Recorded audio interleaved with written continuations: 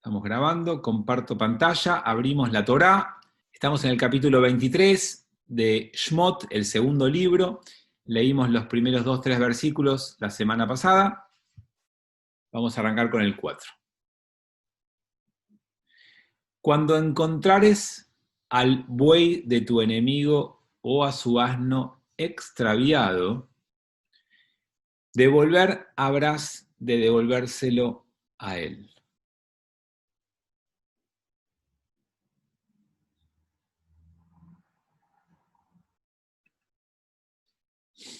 Ustedes saben que en hebreo, burro, o no sé cómo lo tradujo ahí, se dice jamor. Y de hecho pasó a ser hasta incluso en el hibrid moderno un insulto, ¿no? Si alguien te dice sos un jamor, no es con mucho cariño. Pero la verdad es que la palabra jamor, que aparece muchas veces en la Torá, viene de la raíz de la palabra homer, que significa materia. Y en la Torá habitualmente tiene que ver con la materia o lo físico. Entonces, una primera lectura es, y sencilla, después vamos a ver una distinta, es cualquier cosa material que tu prójimo pierde, no es que te da lo mismo o mirás, no es mío, no pasa nada. Se supone que si alguien pierde algo, incluso el texto dice tu enemigo, o sea, incluso alguien que no es querido por vos, es tu responsabilidad devolverlo. Y decía esto de la palabra porque trasciende el animal, no es solamente un animal, sino cualquier cosa física o material. Entonces, cuando uno entiende que lo que se pierde hay que devolverlo, y eso es parte de tu eh, obligación o mitzvah, cuando leemos esto en términos de la Kabbalah, entendemos que lo que uno pierde no es solamente el homer o lo material, sino que uno a veces pierde la tranquilidad, pierde la paz, pierde la salud. Hay muchas cosas que la gente pierde y que debiera ser una obligación para cada uno de nosotros restaurar eso que el otro perdió. Y en general, cuando nosotros tenemos a alguien a quien no queremos, para no decir enemigo, alguien que no es de nuestro agrado, alguien que no es eh, valorado por nosotros, y vemos que esa persona perdió su equilibrio, su paz, su tranquilidad, algunos hasta disfrutan y se ponen contentos. Y por eso a veces la propuesta de vida espiritual o mística o de la Torá es demasiado difícil y es un ejercicio permanente. Si alguien a quien vos no querés perdió alguna de esas cosas y vos no tenés nada que ver, no es que solamente no debes ponerte contento, no es que solamente el ejercicio y el desafío espiritual es, ¿sabes qué? No disfrutes la derrota de tu enemigo. No, es más grande que eso, es más fuerte. Además, tenés que ayudarlo a que lo recupere. Lo que perdió, tenés que ayudarlo a que lo recupere. Y eso es un desafío espiritual enorme, inmenso, porque implica un trabajo tal que puedas darte cuenta que nunca es un beneficio para vos, que alguien que vos no quieras le vaya mal. Y simplemente entendiendo eso, nuestra vida puede subir un par de escalones. Nunca desearle el mal a nadie no alcanza. Es como, ¿vieron cuando hablábamos de Abraham y Noaj? No sé si alguno lo recuerda. ¿Por qué Noaj no fue el primer judío y sí fue Abraham? Y decíamos porque Noaj era un buen tipo. Bueno, no le hizo mal a nadie. No hacerle mal a nadie es suficiente para ser buena persona. No. No se trata de no hacerle mal a nadie, sino como Abraham, hacerle bien a muchos. Ser una buena persona es hacerle bien a muchos. No alcanza con no hacerle mal a nadie. Bueno, en esos términos, ser una buena persona no alcanza con no disfrutar del fracaso de alguien que no es de tu círculo íntimo. además de no disfrutar de que alguien que vos no querés le vaya mal, tenés que dar un paso más, y es ayudarlo a restablecerse, por lo menos, en la situación en la que estaba, a que recupere lo que perdió. Vamos a ver, tengo algunos chats.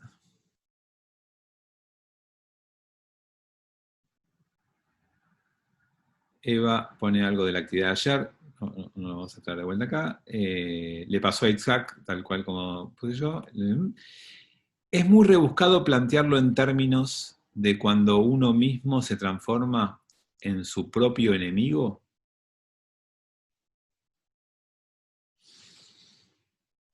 Es interesante para pensar, por lo menos. A veces uno mismo es su propio enemigo, sí. La pregunta es si vos mismo sos el que tiene que restablecerle a ese enemigo que sos vos mismo, ahí ya es más complicado. Pero sí es verdad que a veces somos nosotros nuestro principal obstáculo a veces. Yo no sé si diría la palabra enemigo, pero somos el principal obstáculo para poder hacer ciertas cosas. Bueno, entonces, ¿saben qué? Si tienen que devolver algo que encontraron del otro, devuélvanlo, aunque no quieran a la persona, y si lo pueden ayudar a estar mejor, también. 5. Cuando vieres al asno de tu enemigo que yace bajo su carga, no te abstengas de ayudarlo. Ayudarlo habrás de ayudar junto a él. Y seguimos escalando, ¿no?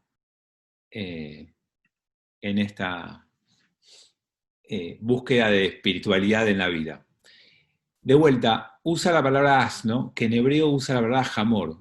Cuando veas a alguien aplastado por su materialidad, porque está obsesionado con lo material, con lo físico, con la incapacidad de ver una vida más allá de eso, y eso te aplasta, te agobia, tenés que ayudarlo, aunque no quieras a la persona. Tenés que jugarte, involucrarte y ayudarlo. Y sepan que la vida material aplasta la vida de mucha gente. La obsesión o la única dimensión de tu existencia, cuando la única dimensión de tu existencia se transforma en la dimensión física y material, estás en problemas. Para el judaísmo, si la única dimensión de tu vida es la espiritual, también estás en problema. El judaísmo no propone una vida 100% espiritual y olvídate de lo material. Para el judaísmo, Calamaro tenía razón cuando Calamaro cantaba "No se puede vivir del amor". El judaísmo no propone una vida en donde lo único que importa es lo espiritual, pero tampoco propone una vida donde lo material tenga tanto peso, porque el peso de lo material te aplasta y tenés que ayudar a todo aquel que veas aplastado por esa carga. ¿Por qué te aplasta? Primero porque no te permite elevarte. Y segundo, te aplasta porque te pone un peso en los hombros que te impide a vos disfrutar otras cosas. Y quizás ahí sí podemos empezar a pensar en el otro como una mirada sobre uno mismo. Y que lo que veo en el otro sea un poco un reflejo, un espejo de lo que en el fondo puedo empezar a ver en mí cuando esto ocurre. Pero no quiero seguir complicándonos porque van a decir que ser judío es muy difícil. 6. Sí, es muy difícil. No harás desviar el derecho de tu menesteroso en su pleito.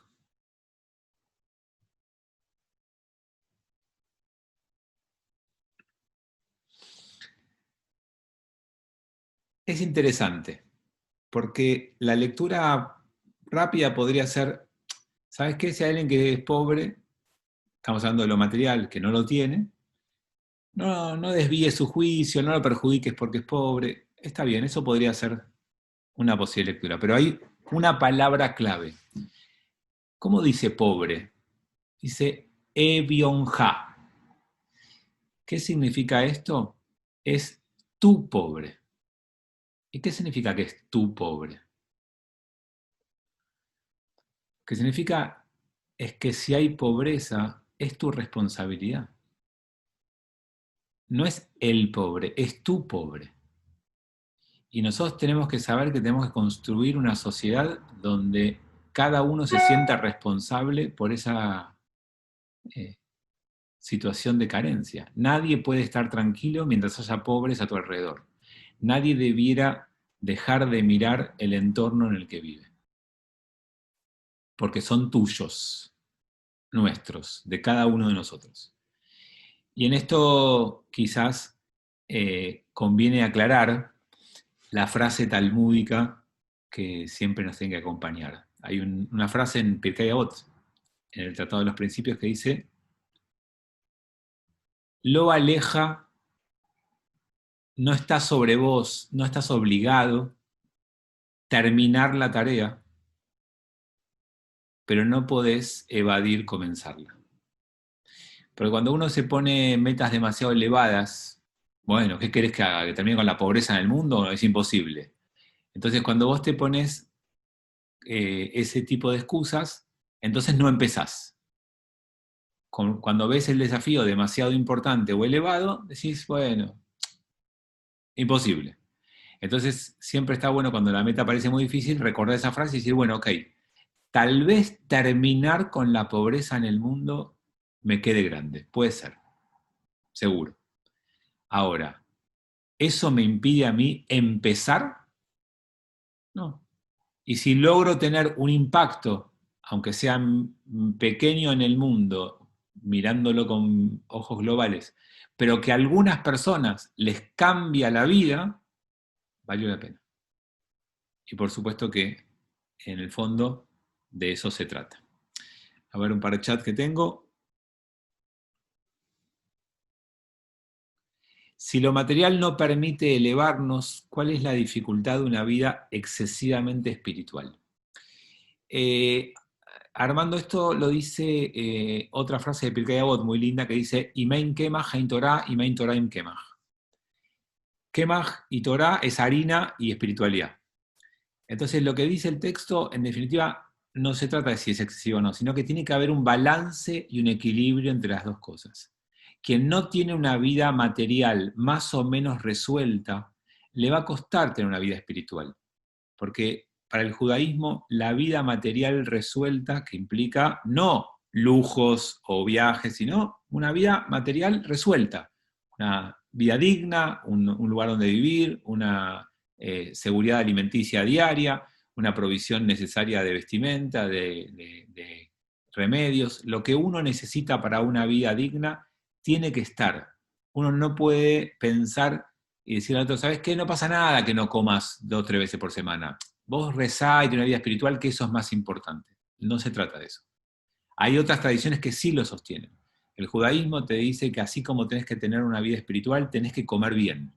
Tenés que estar bien alimentado, tenés que tener una vida que lo material esté encaminado y resuelto.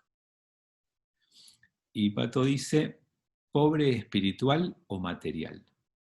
Bueno, esa sería otra lectura. Yo como leí que Hamor viene de Homer y hablaba del peso material de tu enemigo y después hablaba de esas cosas, lo asocié a la materialidad. Ahora, cuando en el versículo que leímos recién, podemos leerlo aparte, digamos, separado de lo anterior, y decimos, no harás de desviar el derecho de tu pobre, y vos querés pensar que ahí puede ser el pobre espiritual o no el material, podría ser una lectura.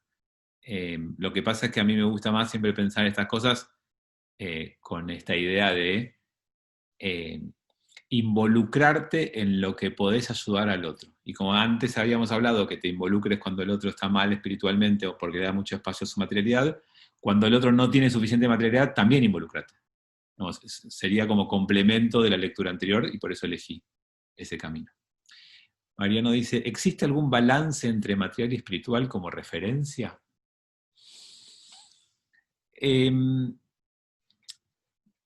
Alguno conoce la pirámide de Maslow, ¿no? No sé si la recuerdan. Maslow dice que hay 5 niveles, ¿no? Uno tiene que pensar en la gente que primero tiene que tener cubierta las necesidades físicas básicas y después la seguridad. una vez que pasa esos dos niveles básicos de subsistencia, que es lo que enumeré antes, tener alimentación, vivienda, alimento, ¿cómo se llama? Medicamentos, perdón, y demás, y pensar que uno tiene seguridad, no solamente que come hoy, sino que tiene cierta seguridad, no solamente seguridad de la inseguridad que hay en la Argentina, sino de que tiene eso más o menos cubierto, recién ahí puede empezar a pensar en tener reconocimiento social, autoestima, trascendencia, que son los escalones que van más arriba en la pirámide de Maslow.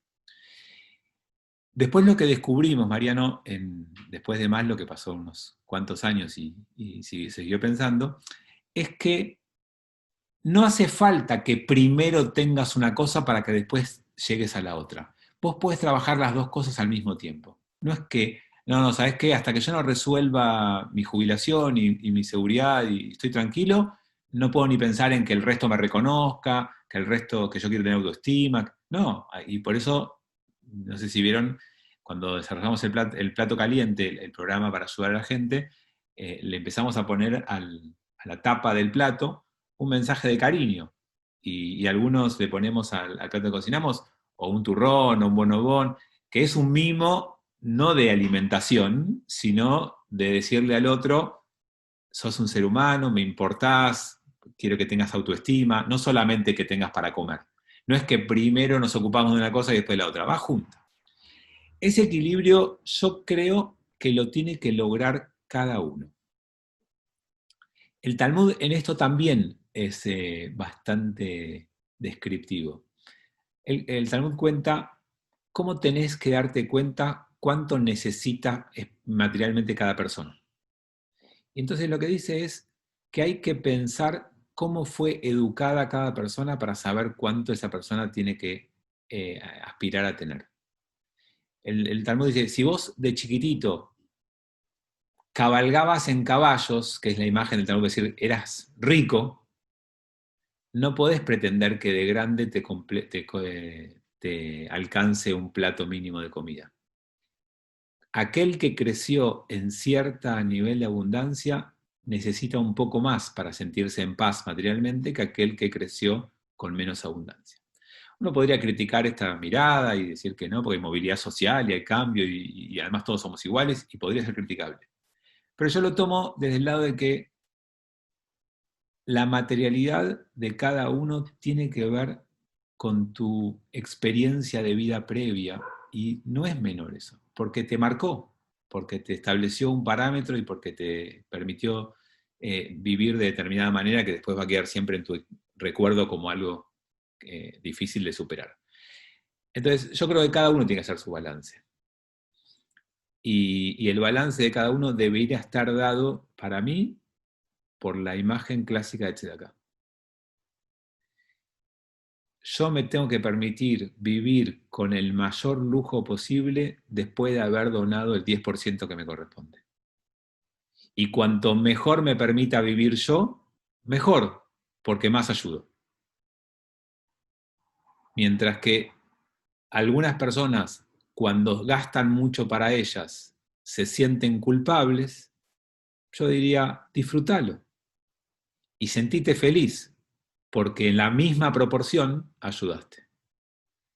Entonces, que no es que, ¿se acuerdan? Yo alguna vez les conté, el rabino que fue a pedir la donación a una persona muy rica de su comunidad y llegó justo a la hora de la cena. Entonces, el hombre lo invita a pasar y dice, venga, rabino, coma conmigo y dígame lo que me vino a pedir, que charlamos, y yo como. Y el rico en una hermosa casa estaba comiendo un poquito de pan y un poquito de manteca. Y el rabino le dice, ¿qué está haciendo usted? Estoy cenando, rabino. ¿Cómo va a cenar eso usted? Y sí, yo soy una persona que se cuida mucho, para mí es muy importante no gastar de más. Que... Usted está equivocado, usted tiene que comer ahora salmón, tiene que comer arenque, tiene que comer la mejor comida. ¿Por qué, rabino? Y porque yo le vengo a pedir para los pobres. Si usted come salmón y arenque, me va a dar un rico plato para los pobres. Si usted come pan con manteca, ¿qué me va a dar para los pobres? Me va a dar migas. Entonces, creo que de ahí hay una idea interesante, en donde la materialidad en exceso te va a aplastar si vos no tenés una dimensión espiritual que la acompañe. Y la espiritualidad en exceso, sin una materialidad que te sostenga, también. Y el equilibrio se da en cuando vos usás tu creatividad y tu ingenio para que te vaya bien, y en la misma proporción que te va bien, estás dispuesto a ayudar. Y ese es para mí el balance. Tomás dice, respuesta a Mariano, la pirámide de Maslow. Bueno, Pablo dice, ese equilibrio es crear valores. Sí, simplemente una cuestión semántica, pato menor. Los valores ya están creados. Lo que uno tiene que hacer es incorporarlos a su vida. Uno tiene que, es algo que te referías a otra cosa, Pato, no lo sé. Pero es hacer que los valores estén presentes y que vos los ejerzas, que vos transformes tu vida sosteniendo valores, no con un discurso, sino con una práctica, que los hagas parte de tu comportamiento cotidiano.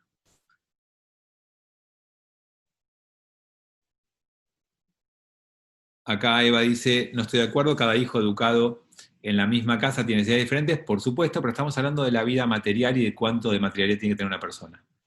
Si el Talmud decía, si vos de chiquito ibas a hacer equitación, después de grande, si te empobreciste, no hay que pensar solamente en un plato de comida. Hay un poquito más de necesidad por una experiencia de abundancia de chico, a eso me refiero. Por supuesto que acuerdo con vos en que cada chico tiene una necesidad distinta y hay que atender cada necesidad en particular de cada una de las personas que nos rodean. Bueno, vamos a leer uno más. 7. De causa falsa habrás de alejarte, ni al inocente ni al justo habrás de matar, pues no habré de eximir al culpable.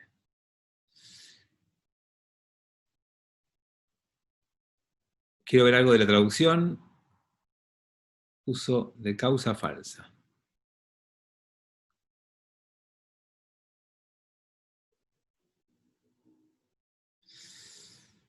Bueno, perdónenme, pero vamos a usar el hebreo porque no está demasiado claro el castellano. Midbar Sheker Tirhak. Empecemos con esa parte. El medaber es el que habla. Sheker es mentira. Y Tirhak es te vas a alejar. Rajok, para los que conocen un poquito de hebreo. Entonces, de los que hablan mentiras, tenés que alejarte. Acuérdense que empezamos hablando este capítulo de los rumores falsos y de la gente que habla de los demás cosas perjudiciales. Entonces, empecemos a pensar en esto respecto a la palabra sheker. ¿Se acuerdan que alguna vez lo hablamos? ¿Qué es sheker y qué es emet? Y vimos que sheker, por cómo está escrita en hebreo, las letras y cómo se apoya en el renglón, sheker es lo que por ser mentira se cae. ¿Lo recuerdan? O lo tengo que escribir de vuelta lo escribo en la pantalla un segundo para que lo vean si alguno no lo recuerda. La palabra sheker en hebreo, perdonen, pero escribo en el aire y no tengo dónde apoyarme. Se escribe así. Si este fuera el renglón, me salió mal el renglón, van a ver que cada letra se apoya en un solo punto en el renglón. Entonces, sheker es algo que se va a caer, que no se sostiene, que no tiene entidad propia. En cambio, la palabra emet, que en hebreo se escribe así,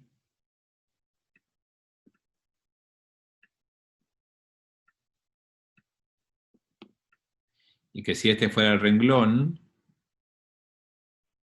podemos decir que cada letra, por ejemplo, esta se apoya en 2 puntos, esta se apoya en toda esta frase, en toda esta línea y en este punto, y esta se apoya en este punto y en toda esta línea.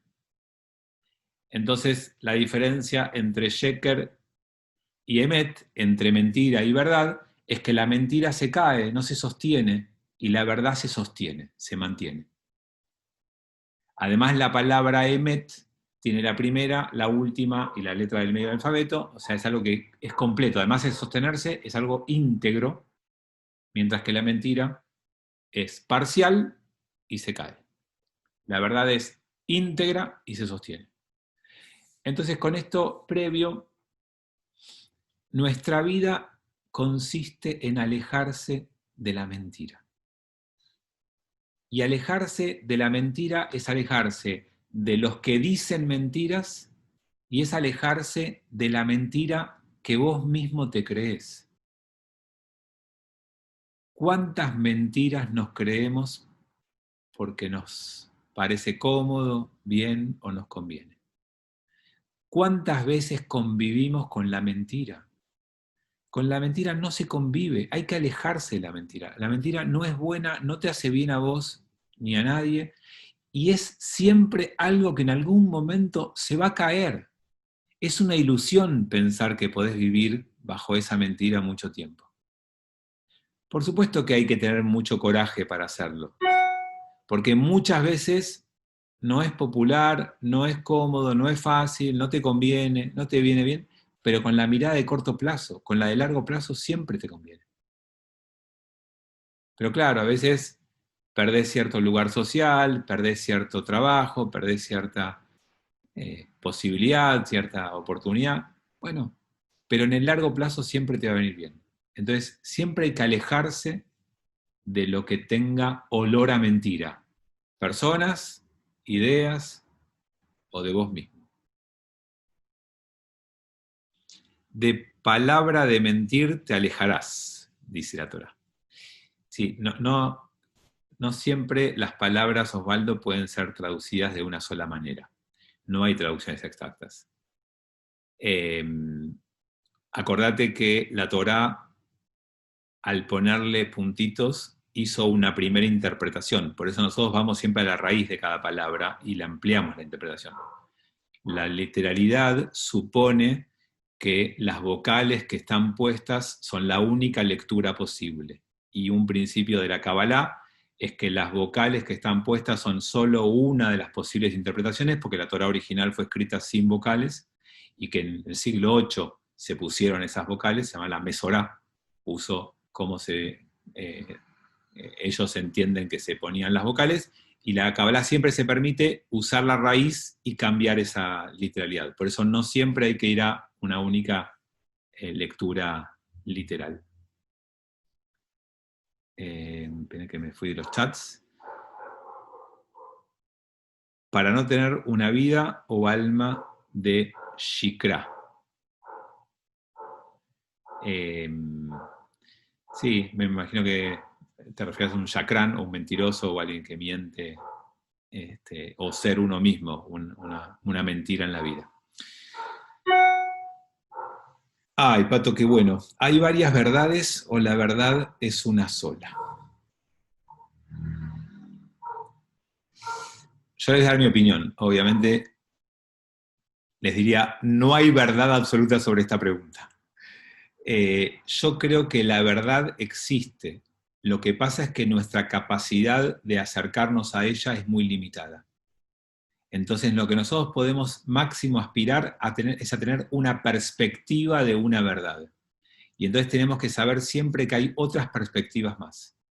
Que la posibilidad de ver la pintura completa nunca es compatible con la limitante del ser humano.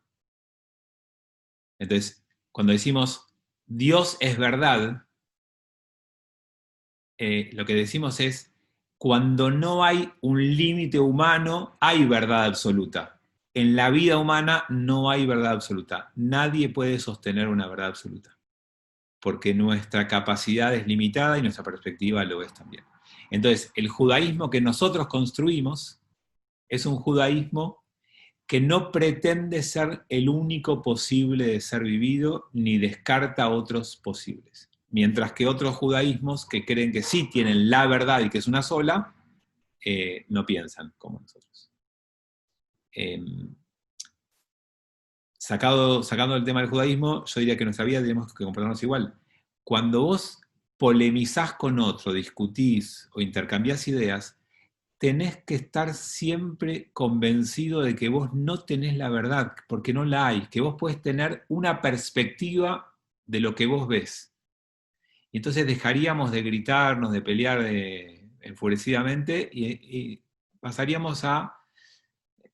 Hoy estoy mucho con Pirkei Avot, perdón. Pero ¿se acuerdan cuando en Pirkei Avot, en el Talmud, este tratado que ya vimos hoy, 2 o 3 frases, ya vimos una cuarta, dice, Miu Jajam, ¿quién es el sabio? Alomed Mikol Adam, el que aprende de cada persona. Entonces, si hubiera una verdad, no te dirían que es el que conoce no te dirían eso, dirían el que conoce la verdad. Y al decir el que aprende de cada ser humano, significa que vos lográs incorporar a tu vida más perspectivas que te van a enriquecer. Y cuantas más perspectivas puedas incorporar, más te vas a acercar a una verdad imposible de abrazar, pero por lo menos posible de acercarse. Y creo que por ahí pasa el desafío. Nos quedó la segunda parte de este versículo que vimos recién. Benaki betzadik al ta'arog. Y alguien, Naki es alguien limpio. Y tzadik es alguien justo, ya esa palabra la conocen. Al ta'arog, no lo mates.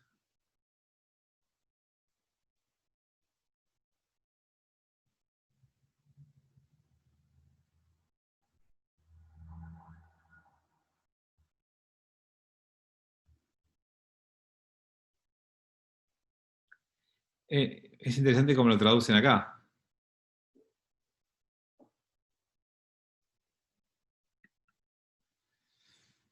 El final dice, Kiloatz dik rasha, porque no voy a nunca a transformar en tzadik a un rasha. No voy a hacer nunca que alguien sea justo cuando es malo. ¿Y qué es lo que está diciendo? Que, miren de vuelta la primera parte para...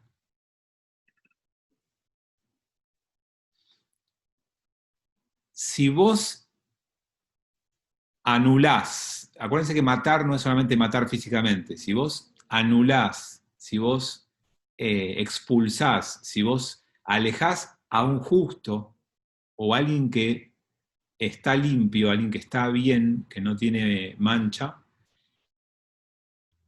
nunca vas a ser un tzadik vos. ¿Y por qué dice eso el texto? Porque mucha gente cree que para estar más elevado, lo que tiene que hacer es sacar al que esté más arriba de uno. Entonces, para vos sentirte mejor, si hay alguien que vos sentís que es mejor que vos, lo difamás, hablás mal de él, lo criticás, y eso te eleva. Entonces, el texto completo es, alejate de la mentira o de lo que se dice falsamente de otros, porque ese no es camino para ser mejor vos. Si yo critico a otro rabino públicamente porque tengo miedo de que ese otro rabino sea más querible por ustedes que yo, no estoy transformándome yo en mejor rabino. Estoy siendo malvado. Y nunca va a ser mejor mi situación hablando mal de otro. Y a mí me gusta pensar eso en nuestra vida cotidiana porque nos pasa a todos este tipo eh, de ilusión. Acá Tomás dice, no serrucharás el piso. Es un mandamiento nuevo, es el número 11 de los 10 mandamientos, no serrucharás el piso de nadie. Pero nos pasa mucho, en los marcos sociales cuando uno ve y escucha, mucha de la crítica hacia otros es para uno sentirse más arriba, para que uno, y ese no es el camino y obviamente eh, muy conocido, pero vieron, todo lo que yo digo de vos habla más de mí que de vos, ¿no? Esa es la idea que deberíamos tener todos siempre presente. Y soborno no habrás de aceptar, ya que el soborno enceguece a los que tienen visión y deteriora las causas justas. Veshohad lotikaj. Es una frase muy conocida esta. Muy conocida, pero en la Argentina no muy cuidada, muy cumplida. Hay un viejo relato jasídico que decía, ¿cuál es la mejor manera de no ver el sol? Y la mejor manera de no ver el sol es poniéndote 2 monedas sobre tus ojos. Entonces, cuanto vos más acercás la plata a tu vista, menos ves. Y ese es el problema del soborno. El soborno es ponerte plata enfrente de tus ojos. Lo único que te permite ver es la plata. Y perdés todo el resto de la perspectiva. Y lamentablemente esto se da mucho más allá y muchas más veces que simplemente el juego político que leemos en los diarios de la Argentina. No es el único Shohad, soborno, que existe. No es el único. No solamente se trata de ese soborno. Hay muchos intentos de soborno en todos nuestros ámbitos cotidianos también, que nos tienen a nosotros como protagonistas, ya sea porque los damos o los recibimos. Y cuando el soborno está orientado a que la otra persona no vea algo o deje pasar algo, es cuando tenemos que poner alerta. No se trata solamente de coimear a un juez o a un político, o no, sino que cuando ponemos algo material enfrente de la vista de alguien para que no vea otra cosa, estamos haciendo eso. Cuando un padre no pasó tiempo con su hijo por temas laborales y viene y le compra un regalo enorme para ponérselo enfrente de los ojos, es para que no vea que no está presente como padre. Es para cuando un cónyuge trae un regalo enorme para poner enfrente del otro porque no cumplió con sus obligaciones de cónyuge, está haciendo eso. O sea, todos a veces ponemos algo material enfrente de otro para que ese otro no vea ciertas cosas. De eso se trata. Para no pensar solamente en los políticos, porque creo que ninguno de nosotros se está dedicando por ahora a esos menesteres. Pato pregunta si pagar sobornos está condenado. Está buena la pregunta porque si vos lees con detalle el versículo, dice que no recibas el soborno. No dice no pagues soborno. Ahora, si nosotros estudiáramos Torá y nos quedáramos solamente con la letra de la ley y no con el espíritu, te diría, sí, está prohibido solamente recibirlo. Pero como nosotros estudiamos con el espíritu de la ley y no solamente con la letra de la ley, y entendemos que hay un cuerpo que nos va constituyendo como seres, leyéndolo en forma amplia, te diría que está prohibido pagar sobornos porque está prohibido la mentira, está prohibido ocultar la verdad, porque está prohibido tantas cosas que también se juegan cuando uno paga el soborno. Pero si vos pero este versículo habla de pagar, no, habla de recibir. Y entonces, en este punto, te diría, solo estaría prohibido recibir sobornos, pero con una lectura más amplia, no. Pero Fabi, Sí.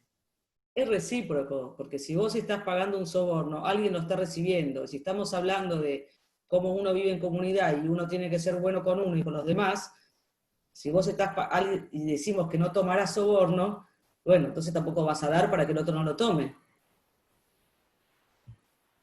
Es correcto, pero vos sabés que, viste, cuando en Shabbat alguien dice, bueno, pero yo no lo prendí, lo prendió una maquinita.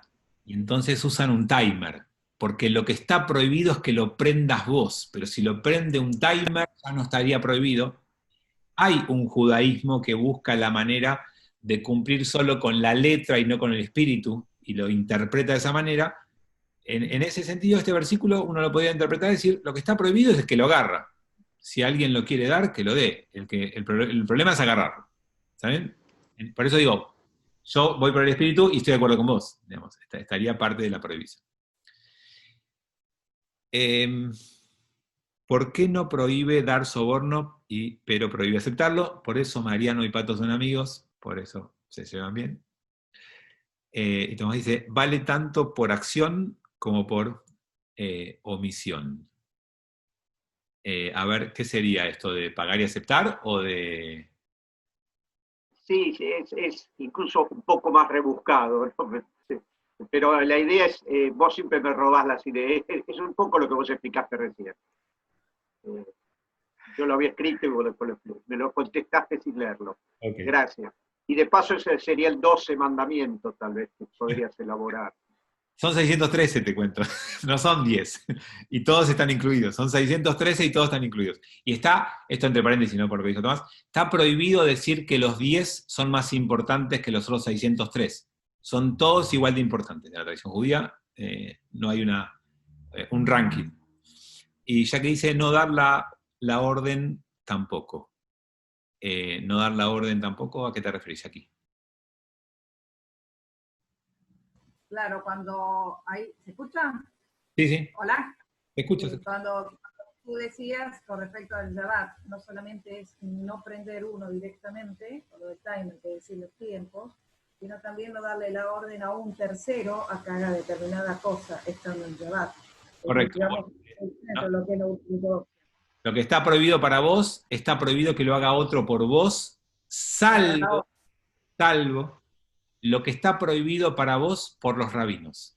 Lo que está prohibido para vos de la Torá, no lo puede hacer alguien por vos. Si está prohibido para vos por los rabinos, sí se puede. Ejemplo concreto, Shabbat. ¿Un no judío puede prenderme un fueguito para que yo disfrute en Shabbat? No, porque la orden de no prender fuego en Shabbat es de la Torá. ¿Un no judío podría prenderme una luz para que yo use luz en Shabbat? Para algunos de los rabinos sí, porque la prohibición de usar luz es rabínica. Entonces, un no judío lo podría hacer por mí. Ahora un ejemplo de cómo funciona la ley judía, complicada a veces. ¿Sí, Pato? ¿Puedo hacer una pregunta que no tiene nada que ver con esto, tiene que ver con el fuego de Shabbat? Dale. ¿Cómo hacían los judíos cuando no tenían manera de calentarse, si no podían prender o avivar un fuego en Shabbat? Antes de contestarte, te voy a contar que en la Inquisición, cuando los tribunales de la Inquisición perseguían a los judíos ocultos en España, a los llamados marranos, que se convertían públicamente al cristianismo, pero seguían siendo judíos en secreto, una técnica de la Inquisición era pasar por la puerta de las casas de los judíos en pleno invierno, de los judíos conversos, en pleno invierno, y si no salía humo de la chimenea es porque seguían siendo judíos ocultos. Así que sí, era durísimo a veces en pleno invierno ser judío, porque no podían prender fuego y no lo prendían. ¿Cómo se calentaban o cómo lograban? Bueno, abrazos. Habrá sido amor infinito o no sé, alguna técnica que hayan usado que no conozco, pero era así, no lo prendían. Ok, gracias. Armando trae un tema interesante, que es, no sé si lo querés decir, ahí levantaste la mano, Armando, ¿querés decirlo o lo leo de acá? Se fue justo. Ahí volvió. ¿Querés decirlo vos? No, el tema, levanté la mano por qué pasa si el fuego lo prendían antes que comience el Shabbat. Un fuego bastante grande para que dure todo el Shabbat. Se puede, lo que pasa es que generalmente los fuegos de una chimenea tenés que alimentarlo para que se mantenga. Empezaban con fuego, pero después se extingue. Digamos, no sé, no conozco mucho el tema, pero solo les puedo decir que con Lambert hacíamos retiros hace un tiempo y nos íbamos a un hotel que no tenía calefacción central, sino que tenía salamandras en cada habitación, y yo siempre en la mitad de la noche me quedaba sin fuego, porque no me levantaba a alimentarlo. Y el aparato que prende la luz o que prende la calefacción, el aparato automático, ¿eso ¿es aceptado o no? ¿O es romper con el espíritu de la ley? Si pones un timer eléctrico de un sistema eléctrico, es aceptado. Si prendés un sistema que prende un fuego, no es aceptado. Por eso decía, las prohibiciones de la Torá no las puede hacer nadie por vos, ni una máquina, ni un no judío. Las prohibiciones rabínicas, electricidad, sí. Entonces, los aparatos eléctricos encendidos solos se pueden. Hoy no es problema.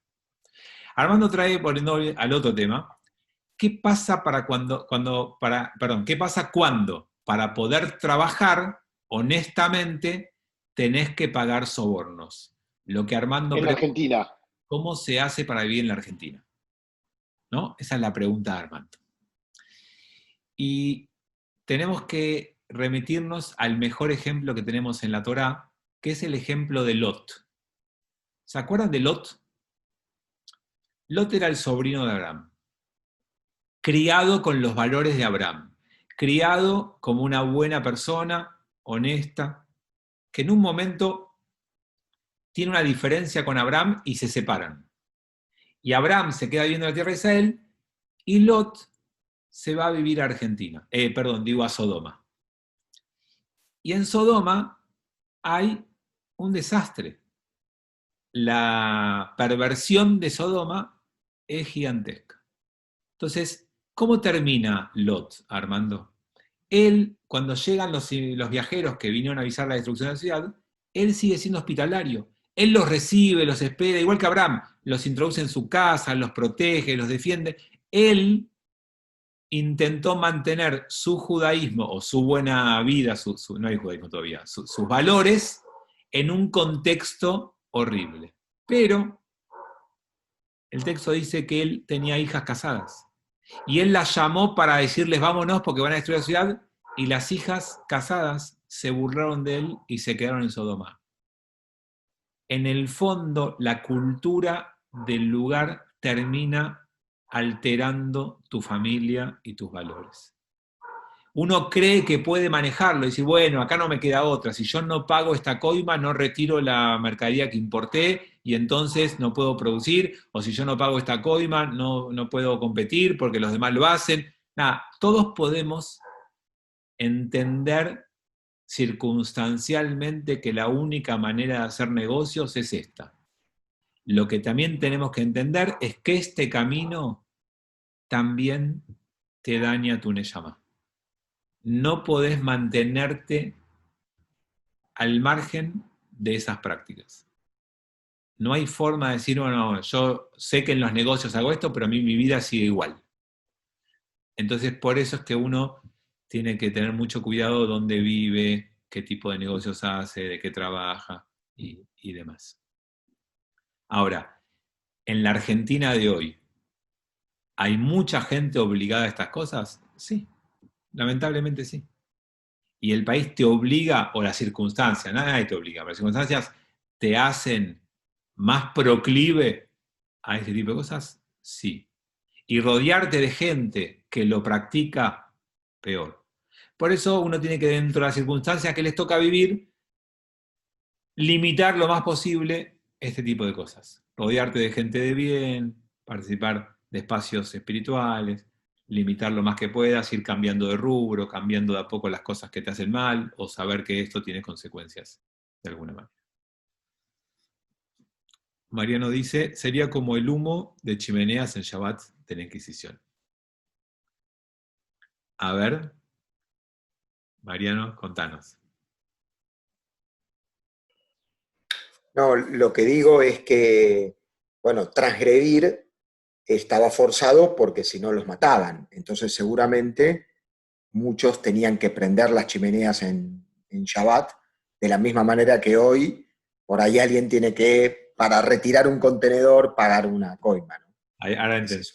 Igual sabes que era más complejo, porque yo les di ese ejemplo, pero sabes que miraban si comprabas carne únicamente en carniceros que también eran conversos, si casabas a tus hijos únicamente con otros conversos, con hijos de otros conversos. Entonces, si vos, por no ser descubierto, cambiabas todas esas prácticas, no eras más judío. O sea, ya era imposible mantener el judaísmo. era tan perverso el mecanismo y tan pensado. ¿Y saben por qué lo pudieron hacer tan pensado y tan perverso? Porque algunos de los principales inquisidores eran judíos conversos. Entonces entendían al judaísmo desde adentro y pudieron hacer algo tan tremendo. Acá dice Mariano que imperdible la gesta del marrano de Aguinis, coincido 100%. Bueno, leamos alguno más y ya cerramos nuestro encuentro.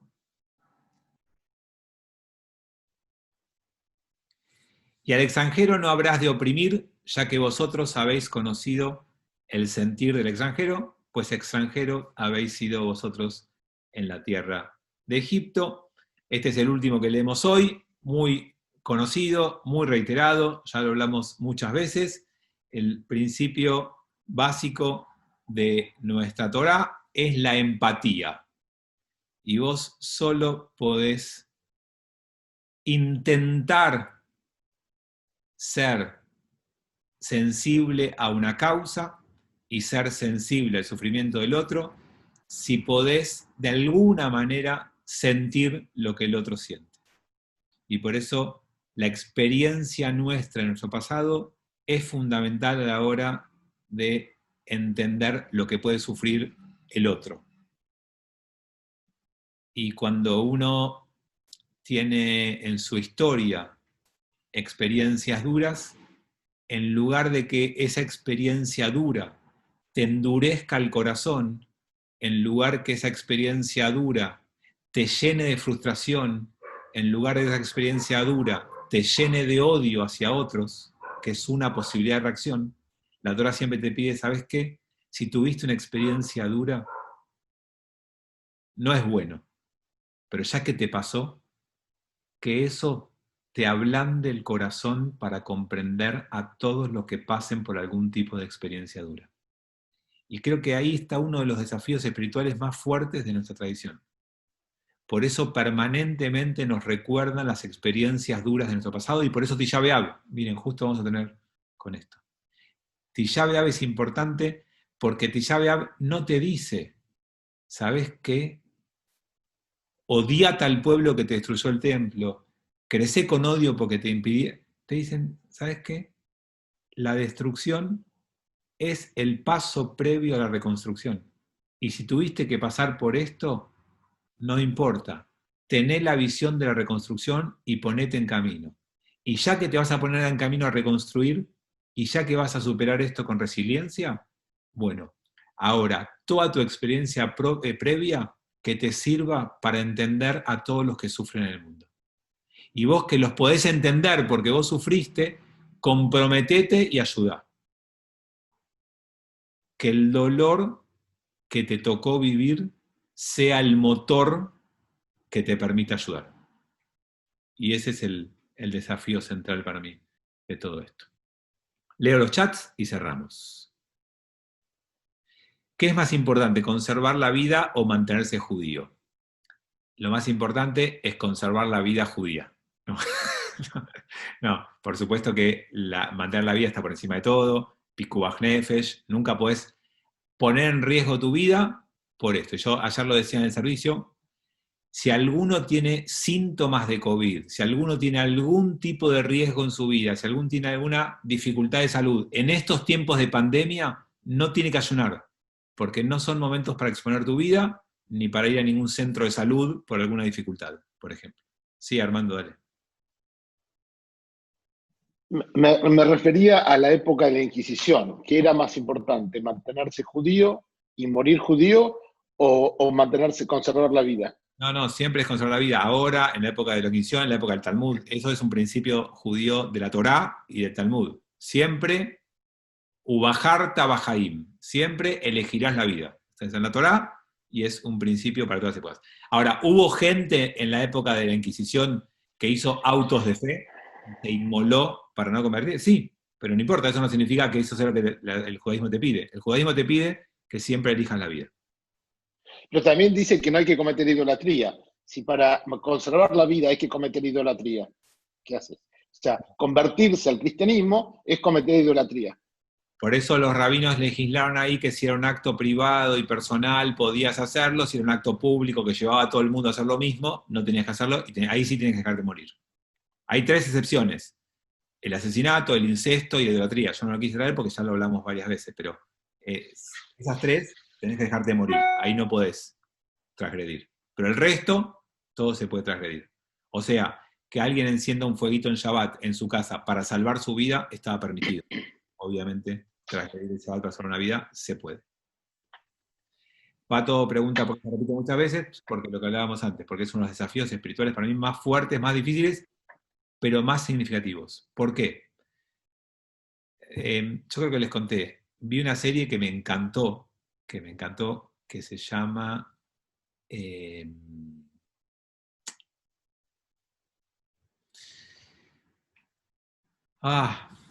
se me fue el nombre. En la serie que tiene como protagonista a trillizos que cuando nacen fallece uno, entonces los papás matan al otro. ¿Cómo se llama la serie?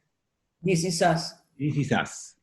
Bueno, hay una escena de This Is Us que dice que a veces la vida te da un limón amargo, le dice el médico a los papás, y vos tenés que agarrar ese limón y hacer la mejor limonada que puedas.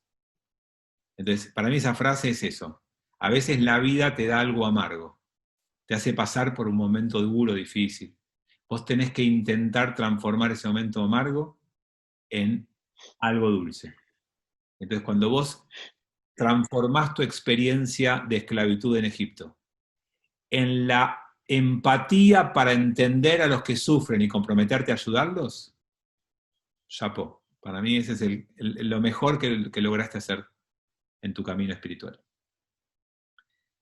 Ya que dice reconstrucción, Tomás dice de eso es lo que hablamos al principio. Wow, qué fuerte. Armando dice, ¿significa que hay que amar a los nazis? No, nunca dijimos amar, dijimos no odiar, nunca dijimos amar. El odio, se los dije alguna vez en las fiestas, es odiar a otro, es como tomar veneno y esperar que se muera el otro. El primer dañado cuando odias sos vos, no es que dañas al otro porque odias. No hay que odiar a nadie. Bueno, acá está Dizizas como respuesta. Gracias a todos, que tengan un buen día, que terminen bien. Nos vemos mañana en Shabbat. Los espero para un Shabbat especial porque estemos majanes. Chau, chau. Chao, buena semana. Una pregunta. Sí. Vos la semana pasada habías dicho que quien dice tener la verdad absoluta, estábamos hablando de la verdad, ¿podés repetir eso que se me olvidó un poco? Aquel que dice tener la verdad absoluta, o sea, si hay algún líder político, religioso, que dice tener la verdad absoluta, está cometiendo idolatría. Sí. Sea un líder judío, sea un líder de otra religión. Sí.